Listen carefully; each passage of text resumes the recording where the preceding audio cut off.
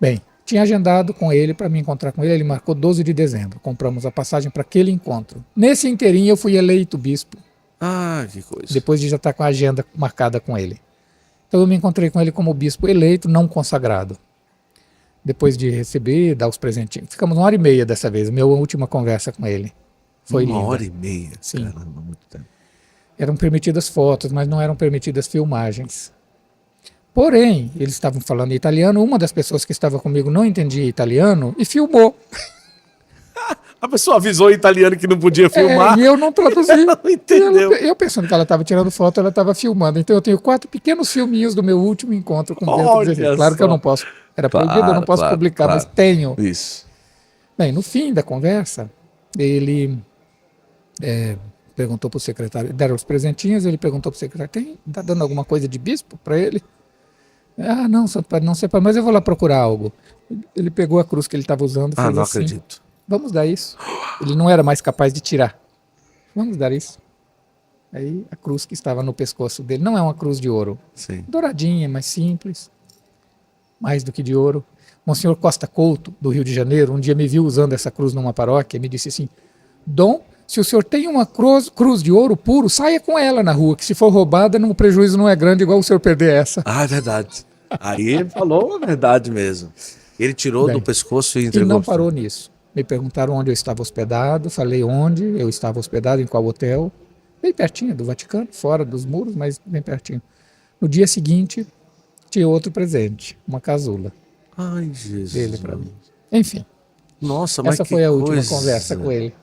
Agora, em relação àquele encontro que o senhor relatava, em que quando o senhor contou para ele, ele lacrimejou, era qual Sim. assunto mesmo? Era sobre que a leitura daquele livro dele, a Introdução ao Cristianismo, era o ponto em que a direção da minha vida, do modo de eu entender o ministério e a teologia mudaram. E foi naquela leitura que eu decidi que se eu tivesse oportunidade, eu também queria ser teólogo. Olha, Ele e ele se emocionou. Sim. Quando eu contava para ele dos alunos que procuram para estudar o pensamento dele no mestrado e no doutorado, tinha que ver como ele se alegrava com aquilo. Ele, uma vez, formamos um grupo de alunos de graduação. Eu comentei com ele, ele falou, um coro de anjos. Um coro de anjos. Ai, que maravilha! Sim, mas ali no Rio, na PUC do Rio, tem pastores protestantes Sim. que estudam o pensamento dele. Olha. Só eu já orientei 5, tenho atualmente mais 2. Olha que maravilha. Estudam fé e razão no pensamento dele, a escatologia dele, a cristologia dele, coisas assim. O que era que os senhores conversavam assim na mesa?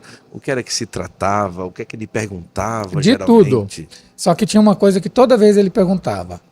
Toda vez ele queria saber como estão as vocações no Brasil. Ah, é? Como estão as vocações no Brasil? Essa pergunta ele fazia toda vez, toda vez.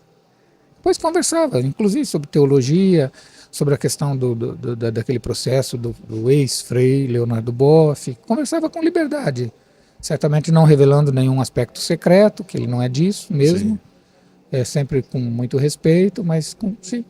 Me perguntou uma vez a respeito de um bispo especificamente, como está fulano. Ah, é? De um bispo específico? Era amigo, Esse ele eu considerava queria amigo. saber, hein? Eu não contei para ele ainda, mas eu vou dizer aqui, não tem segredo, não. Dom Fernando Figueiredo. Ah, é? Ele me perguntou, como Olha está Dom Fernando Figueiredo? coisa. O nosso emérito lá de Santa Mara. Sim, que me perguntou. coisa. Então era disso, coisas corriqueiras. Que matéria você está lecionando, que autores você está lendo, o que está se publicando no Brasil. Ele gostava da segunda fase do Frei Clodovis Boff. Ah, certo. Então, eu uma vez falei, olha, o Clodovis acabou de publicar, faz pouco, uma Mariologia, com o título de Mariologia Social. Eu li e gostei, Santo Padre. Ah, poderia trazer para mim? Levei, um catatal assim. Meio ano depois me encontrei de novo com ele, ele comentou sobre o livro comigo. Meu Deus. Comentou sobre, eu tinha lido e tinha apreciado. Mas que coisa. Eu acredito ser um grande presente de Nosso Senhor para a vida e para a formação interior, de ter esses encontros com Bento e possivelmente um dia poder falar que De um se encontrou santo. 12 vezes com o santo. né? Exato.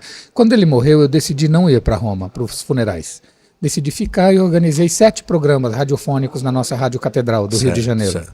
Inclusive trouxe um pastor protestante para falar no ar sobre, que Certo. soltou a pérola no ar assim, ó. Para mim, Ratzinger como modelo, como teólogo, é um modelo. Bento XVI como Papa é um exemplo.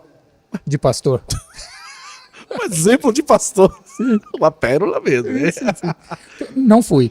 Mas, sabe, não me entristeci com a morte dele. Eu pensava, eu tenho um amigo no céu. Isso Tenho um mesmo. amigo no céu. Isso mesmo. Eu me entristeci profundamente, e ainda me entristeço quando lembro, que ele sofreu de insônia desde o ano da eleição dele, 2005, no contexto da ida dele para a Alemanha, e a insônia o acompanhou durante todo o pontificado. Nossa. Sofria, trocava de medicamentos por conta disso, então foi realmente uma grande cruz. A grave responsabilidade dele. Enfim, tinha gente que o criticava porque ele não recebia para missa de manhã pessoas como o João Paulo II recebia. Sim. Como é que o coitadinho ia Não dormia. receber para uma missa de manhã depois da insônia? Não dormia. Não é? Quem me ensinou a amar Bento XVI e a correr atrás das coisas foi Dom Henrique, né? Dom Henrique era também um apaixonado pelas coisas de Bento XVI. Outra grande figura, Dom Henrique. Eu tive a graça de morar quase 4 anos com ele, na diocese dele, trabalhar com ele, ouvir e perceber os livros que tinha na biblioteca de Dom Henrique, o último livro que ele estava lendo antes de falecer. Você lembra qual? Uma curiosidade, era um livro sobre iconografia. Não era de Bento, né? Era um livro amarelo, bem grosso, que explicava ícones. E ele estava ali e tudo e tal.